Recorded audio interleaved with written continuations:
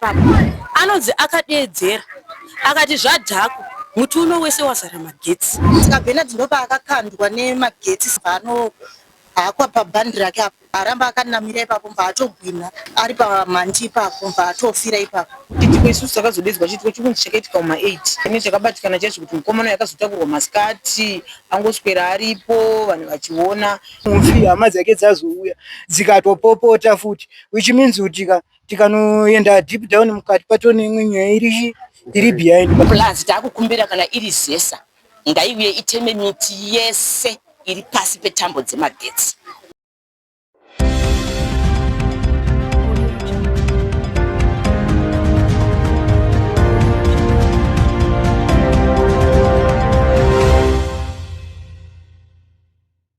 Yes, atichiri kuswera muri yeZimbabwe tichisangana zvakare paHozimu Trends apo patinokupa inyaya dzinenge dzichipisa all around Zimbabwe naika. Kutaura kuno kwandiri kuita tiri kubudiriro 2 uko kwakaitika chiitiko chinotyisa nekukatyamadza apa mukomana wechidiki akanga auya sezvaanosiita mazuva ese vatauri vari kutaura vachiti akanga auya achida maavhu sekuita kwaanoita saka nekudaro akakwira mumutu ndokubva agwinwa nemagetsi zvinhu zvinorwadza muri yeZimbabwe. So ndatinzwe malocal residents nevehukama vachitaura chiitiko chinorwadza ichi kuti chakafamba sei. Karwadziwa zvakanyanya ndakabatikana zvakanyanya ndakatozvinzwawo ndiri mumba ndichitogadzirira kuti ndikude kuenda kuchechi. Saka nguva yandakamhanya nchida kuti ndinoona tanzwa kuti pane munhu azvisungirira. Tiri kusvikawo pamba ipapo tiri kuona munhu ari mumuti. Saka amai vepamba ipapo vakabva vatondimhanyira vachiti mwanangu ona chiitiko chandaitirwa ichi munhu afira maavhu andikumbira maavhu kwakubva aita sei afira mumuti. Zvakatishamisa zvakanyanya kuti maavhu acho ari pai. Inini zvinhu zvakandishamisa zvakanyanya ndakarwadziwa zvakanyanya kuti chokwadi mwanei nekukura kwake ofira maavhu ende maavhu ayanga aona nguva iyi. Mubvunzo wandakatanga kubvunza moyo mangu ndekuti mwana uyu aigara ipapo here zvekuziva kuti pane maavhu. Saka chakazondinetsa tiri mudhuze imomo takaona cheya yakanga iri pasi pemuti tikaona hakso yakanga iripo zvikandishamisa inini kuti avhu ndichirida inini ndinoritema here nehakso kana ndinotema nemaoko zvinhu zvakandityisa izvozvo. Saka ndakazongobvawo pachiitiko ichocho ndakangotorawo foto yandakatora kwakutanga kutaura nevamwe kuti redu weka ngatiregei kudaro. Saka inini mukomana uyu anonzi Bernard ndotondishunge kuda kumuona fesi yake nokuti vazhinji vanotaura kuti munomuziva kani asi manje maiguru vake vaigara nawo ndiwo atinoziva. Ndakarwadziwa vachitsanangura kuti Bernard ndakanga ndinaye manheru asi amai ava vakanga vane 3 days vachitomufonera vachitaura naye kuti yaupazure mapazi emuti. Chakandirwadza ndechekuti muti uyu uri pasi petambo dzemagetsi kana kuti wakatoenzana netambo dzemagetsi. Zvatinongoziva isusu kuti kana muti wakaenzana netambo dzemagetsi hatifaniri kusvika ipapo. Ndikati kuiwo magatsi avo ekuti vanopa munhu hakso kana kuti vanoti kana nyange munhu akumbira maavhu votendera ivo kuti akwire mumuti une magetsi. Ndakanzwa kurwadziwa zvakanyanya ine nanhasi tiri kutochema zvokuti inyaya yekutongoti transport ndiyo yashayikwa tachida kuenda nochema Bernard tichimuviga zvotida ipapa aita transport haina chida kutonosvika. Mwana iye akatirwadza zvakanyanya kuti mwana mudiki munoziva kuti vana vemazuva ano vari kurarama nemapati time zvichida akanga ashedzwa kupati time amwe anga achangobva kutaura nemudzimai wake akanga ari kumusha. Saka tanzwa isusu kuti takanzwa zvekare kuti mwana wake anga angoone mwedzi ashaya zvokuti mudzimai wake anga achitonyaradzwawo nevabereki vake. Saka nguva diki diki iyo ndakataura kufunga kwekuti anga achangobva kutaura pamwe nemudzimai wake. Mudzimai wake achiti handina mari dedi ndokuti aiwa mira ndiri kumhanya kukapati time pakuzopedzisira pati time rwarufu. Chiitiko icho chakatirwadza zvakanyanya zvatinokumbirisa kuti kune vezesa mutemo wekuti vanofanira kucheka miti yese kwete kunzwa zvinotaura munhu nokuti takanzwa isusu ipapo futi kuti vakatomboya vezesa vachida kutema hatizive kuti vakaregerere kutema muti iwowo. Zese rinofanira kuita basa rayo kwete kunzwa zvinotaura nemunhu zvine dhenja iye zvinotarasikirwa naBernard ndezvipi. Chii chakakosha muti nemunhu? Tiri kuchema tiri kurwadziwa nekuda kwaBernard. Anzwa zveshuwa kuti mukomana anzi aitomboshedzera ari mumuti momo achida help. Mungatsanangura muri yeZimbabwe kuti aishedzera achiti chii? Zvokuti inini dai ndakanga ndiri kunzi inini ndandiri neighbor yepamba apa pakaitika chiitiko icho ndaigona kutsanangura zvese. Asi nenyaya yekuti zvizhinji takasweta kusonzwa tasvika ipapo anonzi akadeedzera akati zvadhako muti uno wese wazara magetsi. Hanzi ivo vakati zvoni jamba, akati kujamba hazvigoni, ndinoita sei, ndinoswotyoka kana kuti ndinofa. Vakati towarira gumbeze here, chiitiko chiri kutaurwa nevanhu maneighbors anogara ipapo, kana vasina kutaura pamwe vari kunyara kana kuti vari kutya, asi ndo zvinhu zvaakashedzera. Zvinonzi muti uyu mabazi raakanga atema ndo rakasonoguma tambo dzemagetsi, ndokubva ratotanga kusipaka. Vakauona, vamwe vakauona moto. Bernard ndo kutopindwa nemagetsi, Bernard ndo kurova pasi. Saka tiri kurwadziwa zvakanyanya. Akafira kutambudzika, akafa achirwadziwa achitochema. Bernard ari mumuti akashaya help, zvokuti pamwe daita tiripo panguva yacho iyo, kana kuti akashedzera zvakadzikwa nevanhu, pamwe vanhu vaimhanya kungoti dingurai magetsi apa, but akashaya help. Indina hangu yambiro yandoda kupa kune vakomana vechidiki, nokuti vamwe vana vedu ava vanogona kubuda zvatisingazive nenyaya yekuti vari kutsvagawo mari. Mapati time ndo vari kuraramisa vana vedu ava. Vedu we, vana vedu tinovada, regedzai kungomhanya kana kumapati time yese yese, nokuti zvakatotirwadza. Mwana anenge achida mari, pamwe mwana anenge achidawo zvakasiyana siyana. Indotokumbira dai hurumende yatowandira vana vedu ava mabasa, nokuti tarisai kwazvakutisvitsa. Vana nenyaya yekushaya mabasa akungonoshedzwa chero, apa achishedzerwa rufu, unenge usingazivi, asi rufu ndo runenge rwakutoshedzerwa rufu. Saka tinongokumbira kuti dai vawanirwawo zvekuita, nokuti vari kutoshaya zvekuita vanavo, kuti arambe basa anenge achida mari. Nokuti paunoshedzerwa basa ufunga kuti ndinoenda kunowira murufu, asi kana zvadaiwo manje zvinenge zvakurwadza. Dai vana vedu ava vawanirwawo kana mabasa kana zvekuita, hatizive kuti hatisi kunyadzoti tingachemesei, mabasa ari kushayika. Ndine nyaya iri kundibata yekuti kana mai varidzi vemuti vasina kuenda kurufu kukanganisa, nokuti dai ndanga ndiri nini, Bernard ari mwana wangu, vaiita zvese. Zvimwe zvacho vedu we, ngatiregei kujairirana kudaro. Vaifanira kunge dai vaenda kurufu, kuratidzawo kuti chiitiko ichi chakaitika ichi chakavatyisawo ende chakauya vasingafungiri. Zvino kana usina kuenda kurufu woita sange semunhu anga akazvironga. Kana vasina kuenda kurufu amai vedu vatinyadzisa, wezi isusu tikutarisira kuti izvezvi vakatobatana nehama dzaBernard, pane hama dzavo ndo paari kusvikira Bernard achivigwa. Saka kana vasina kuenda kurufu vakanganisa zvakanyanya, ende isusu takutonyara senharaunda, kutonyara chaiko chaiko. Asi dai kuri kunzi papawanikwa bhazi, ivo kusara kwavo hakunei nesu. Ini ndakatozvimiririra daunoiga Bernard. Isusu takazvidzwa makuseni nezuro, tikangonziwo manyai kuna mukomana ari mumuti. Takabatikana chaizvo tichiona mukomana ari mumuti apa, munhu wekuziva, aive mumuti akakwira mumuti achida kutema muti. Ende takabatikana zvekuti ende titoda kupa yambiro kune vamwe vanodedzwa kuti mapati time kuti vaite zvekutema miti. Tange matarisa kuti miti yenyu iri pamagetsi here, because mukomana yakafira akafa zvinotirwadza zvekutibata, ende izvi zvakangofa kudaro, hapana kana action yakambetwa nezesa, because titotakasira kuti pane vana, and then muti wacho uri kuramba uripo hausati watemwa. Ise vagara munombudiro tiri kubatikana zvisingamboiti. Vanhu vari kubatikana zvekuti vari kutoshora zesa, bhozi zesa dai yanga yatouya nemuti, bhozi tinongorangarira tichikura zesa yaifamba ichitema miti yese iri muzasi metambo dzemagetsi. Tine tambo miti iri muzasi memagetsi yakatowandisa zvekuti dhubhe, zvekuti dai hurumende ichitotinzwawo yapindira kuti iuye ibatsire panyaya yezesa kuti vauye vatimbotima miti mumalocation medu umu, because kana vana tine zvitakuenda murain season. Saka tachitokumbirisawo chikumbiro chatiri kuita senharaunda kuti ngavauye vambotitarisira miti yavo kuti haisi mumagetsi here.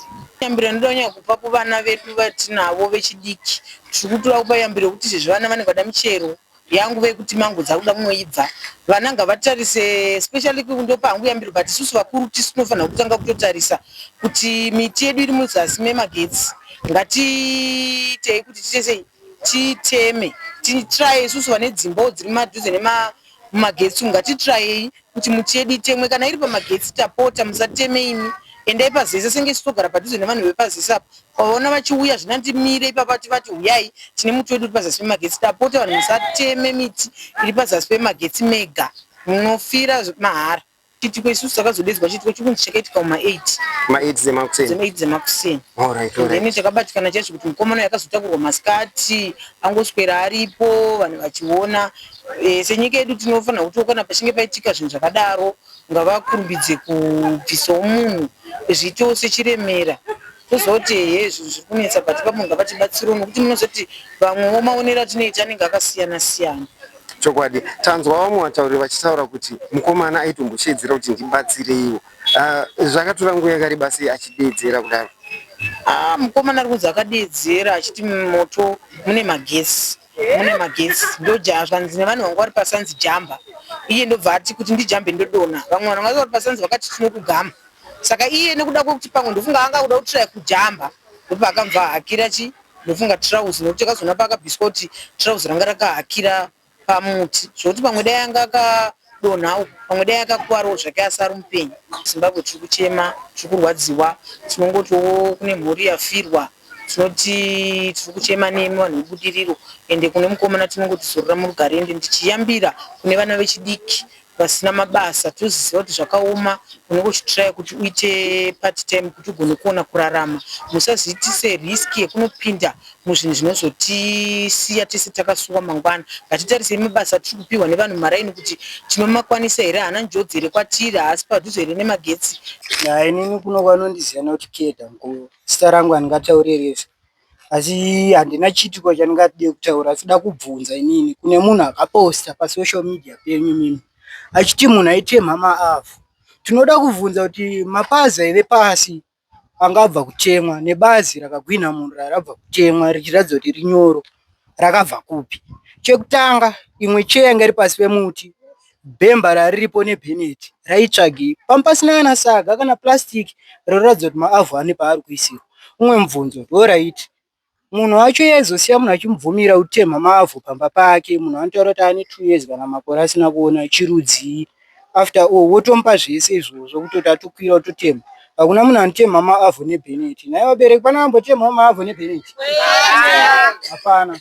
Ore kana chitemha maavhu andineto anenge ari pasi anobva muchirere kunzi avhu handiri breakable. Saka munhu wacho anga aripo here? Handinomaona, ndonyaya yanga iripo. Vanhu vanotoziya besides kuti hanzi akwira muti, vanhu vacho enharaunda, vanhu vanogara paarea ipapo, kuti pamba pamuti every time pakunonaya muti unogwina, dzimwe nguva usingatonayi kwakariwa mhepo unotacha nemagetsi anditi. Saka vaizosiya munhu achikwira muti imomo, kuti sei aikwira imomo? Vaimbomusiyirei achikwira munhu manoziva kuti muri hazardous? Ndochete pane mubvunzo wedu, nekuzobvunza kuti nei vanhu vasina kuzonge vatipa update yekuti umwe wedu afamba sei, nevasina kuenda futi kunoita sei kunomukuta, ivo vari vanhu vane pamba paita sei pafira munhu chete. Ndo mubvunzo wandinawo. Saka amai pakafira mukomana uyu havana kuenda kunamo kwacho? Ndo mafunga ari kubuda, ndo zviri kutaurika munharaunda. Kozi nharaunda iri kutochema utozondoona ini ndatotaura kana ndatozozvipawo shungu dzangu kuti nditaurirewo kutaurire vamwe vedu, sekunge mukoma Bernard chero ndinenge kutauni isina kombi yekudzokesa, saka vaitonditi mufana wangu yogara apa tobaya pa10 wonitakura, kana kuri kubva wanisina mari yedoro kana chii, vaitonditi mufana wangu imwa wanga asingarwadziwi, wanga ne one love. Saka vanhu vazotadzira kuvaitira one love sei ivo vaitemerwa maavhu pamba pavo. Isusu da kubvunza kuti iye wenyu akakupai mhinduro yekuti munoti munhu aitemha maavhu pasina evidence yokukolektwa kwemaavhu sei? Ndo mubvunzo wedu.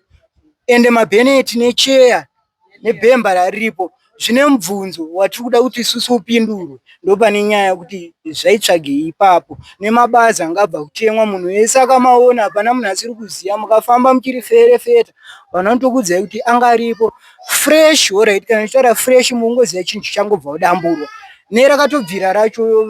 Pane vakatoona mukomana achitochema achitodedzera kuti zvaita sei zvadhakwa, but vanhu vakatadza kuita kana action. Titairisa pachitiko ichi, pepa nemaavhu here airatidza kuti ambotema kana pepa? Ndo pamba stori ina mukuru, ndo zvacho zvandiri kutovhunza mubvunzo wangu kuti avhu racho riri kupi? Alright, pamwe muti unogonawo nemaavhu, but maavhu asati asvika kana nguva yekukora yekuti tingati taakudya maavhu panguva inoyi. Ndo nyaya iripo mukuru. Kana mune umwe mubvunzo ndakatoumirira, ndaakuda manje.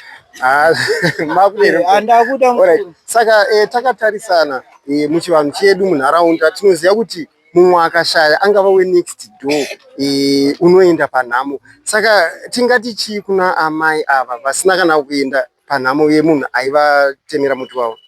Chingaitika ndogona mhanya kuda kuvapindurira kana kusavapindurira asi sekuziya semunhu, chero inini kuri kunzi ndinga handitambe naye asi we ari wemunharaunda akafa, ndinotonoita kana 5 minutes dzekuti ndowane kuti ndaimba kana ndaridza ngoma kana ndangochemawo nevari kuita se vari kuchema, nekuti munhu wese anofirwa, hakuna Mwari pasi pezuva panapa. But zvisine kana vasina kukwanisa, pamwe achiri mushoko vachiri kushushikana nezvakaita se nezvakaitika kwavari sekunge zvaitikira pamba pavo munhu wenyama futi, hatingamupe mhosva, asi hama dzavo dzinofanirwa kuvapushira nekuvakwezvedzera kuti vakwanise kukuta mufi. Ndo nyaya iripo nezvazoitikawo zvekuti mufi hama dzake dzazouya dzikatopopota futi, which means kuti tikanoenda deep down mukati patone imwe nyaya iri behind, but tisati ngaibatire nekuti haisi yedu. Ndonyaya ingoripo chete. Alright, hama dzemukomana dzatozoenda pakafira mukomana we dzakanopopota dziri ipapo?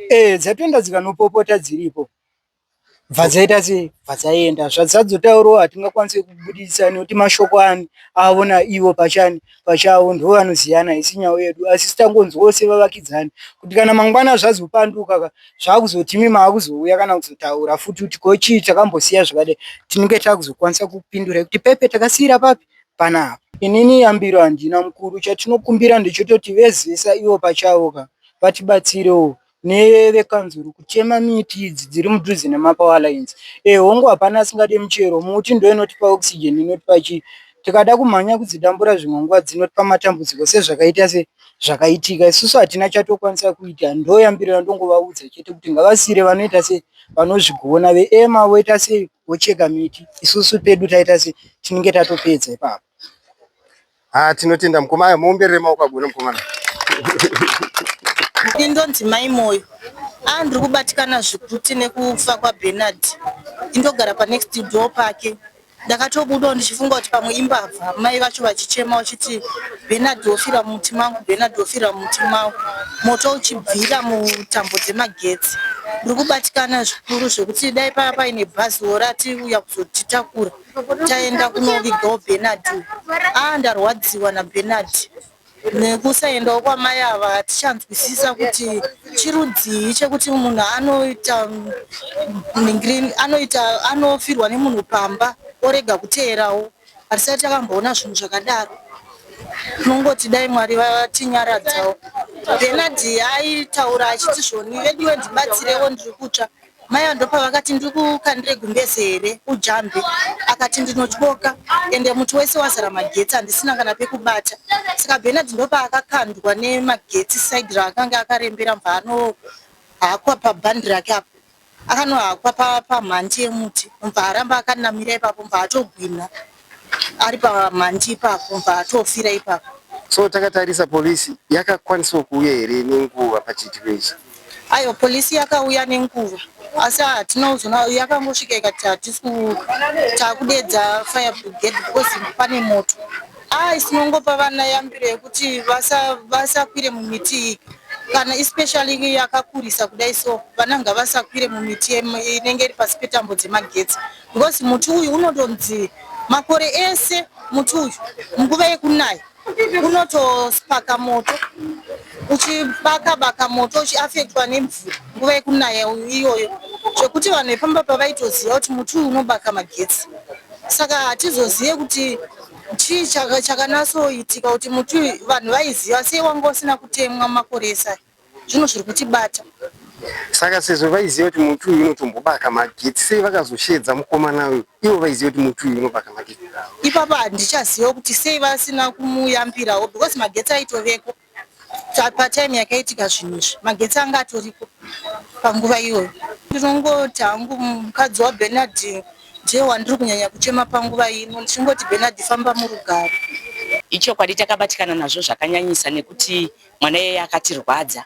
Pandiri inini ndaitomuita baba munini nekuti ndaimuziva zvekuti do, saka zvakandibata zvikasvika pakundiomera zvekusvika pakuti ndakaswera the whole day chaiko ndisina kana kudya nekuti accident yakaitika kumwana yeye yakandibata. Tangokumbirawo kuruzhinji kana takukumbira kuhurumende igonawo kuwana zveingatiitira kuvana vari kukura vechidiki. Maybe pamwe mwana uyu akanga awanawo chibasa chekuti pamwe anzi ngauye azoita ipapo kana zvinhu zvakanga zvichiitika ipapo hapana anoziva. Saka isusu takungokumbirawo kuti vana vakakwanisa kuwana zvekuti vaite muupenyu hwavo vanobatsirikika, like zvekuti pamaprojects sevana vechidiki varijuse like zvemadrugs izvozvo, kana kuti varijuse zvese zvekuti vanofamba vachitsvaga zvimabasa zvekuti vaite. Saka hurumende ikawanisa vana vechidiki vavo mabasa ekuti vaite, vanozvimirira hazvizonyanyi kuvanetsa. Chinhu chakatisuvisa kana nanhasi izvozvo mucommunity muno tiri kurwadziwa, takabatikana zvisingaiti.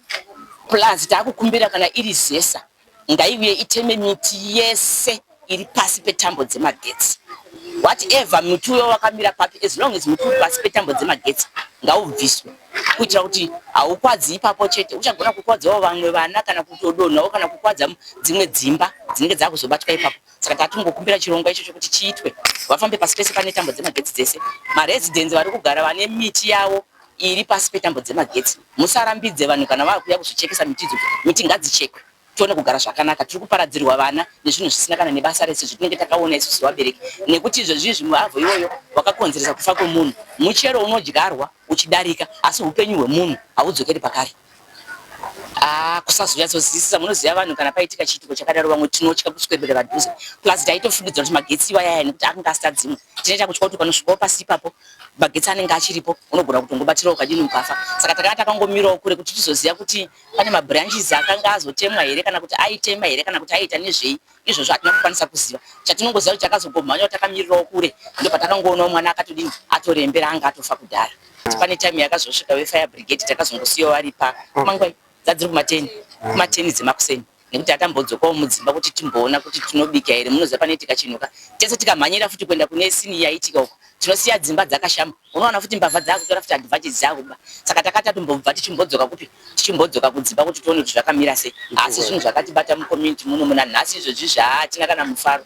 Yambiro ndeye kutongoti vana vese ngavarege kutombomira pasi pemafruits ari pasi pemiti pasi pematambo dzemagetsi, nekuti the moment yavari kungoenda vachingonotanha chiti vari pasi pemagetsi hatichaziva kuti magetsi aya anenge akamira zvakaita sei, kuti achakwadza kusvika papi. Saka iyambire kungoti tiri kupa kuvana. Ndo paya panabhotanga kutaura kuti vana vechidiki pamwe pacho vanenge vachiita, pamwe vanenge vadaidzwa, pamwe pacho vanenge vachiita zvimwe zvinhu vanenge vachitsvagawo kurarama kuti vazviraramise. Saka tatiri kungoyambira kuti dai hurumende yagona kutidzikisira makesi iwayo, vana vagona kuwaniswa zvekuita, nekuti dzimweni dzenguva pamwe muti wepamba pavo aroda kutiraya pamwe kutemha maavhaya kana kutemha mapichisi kana imengo chaidzo, inenge iri pasi pei, inenge iri pasi petambo dzemagetsi dzichangosvika pakukwadza vana ivavo. Saka tatiri kutongoyambira kuti zvese izvozvo zvirijuswe, vana vechidiki varijuswe padrugs, ngavapiwe mabasa, varege kuswera vari mumayadhi vachitamba mudzimba. Pari zvinhu izvozvo zvindiri kuchema zvakaomesesa. Ndiringoti hama dzine munhu ashaika tinavo pakuchema. Mwari ngaakwanise kumuzorodza murugare. Right, mushure meongororo netsvakiridzo taona zvikuru kuti maincidents akadai kuti munhu anocha nemagetsi. You remember very well last year kuchitungidza zvakare pane mukomana wechidiki akagwinwa zvakare achida kutema mango mumuti nhaika. Nekudaro malocal residents vari kukumbirisa zvakanyanya kune vanhu vezesa. Tinochiziva kudhara vaisiuya nezvimamachiti zvezve vachikata miti mabranches aya anenge ari close kune tambo dzemagetsi nhaika. Vatauriri vataurawo zvakare vakatiwo vanhuwo ngatingwarirei panyaya kunyanyanyanya miti inenge iri. Tinoziva kuti muti unenge uri munyoro zviyanhaika. Saka kuenda paunenge uchiita pamagetsi uchinzvenjera patambo paipai, karendi inotofamba yotogwina zvinokwanisa kuuraya munhu, zvinorwadza zvimhuri yeZimbabwe. Saka toda kuti muvewo mucomment section motaurawo pfungwa dzenyu kuti zviitiko zvakadai tingazviavoid sei. Ende zvakare musakanganwa zvakare kulike, moshare again this video to raise awareness again. Totoziva kuti kune vamwe vanenge vachitopotowo vachiita zvakadai. So saka toda to raise awareness to other people so that avakwanise kuzowirwa nedambudziko rakadai. So naika mo subscribe zvakare to Zim Trends so that whenever we post latest news automatically you'll be updated. We love you so much. See you next time.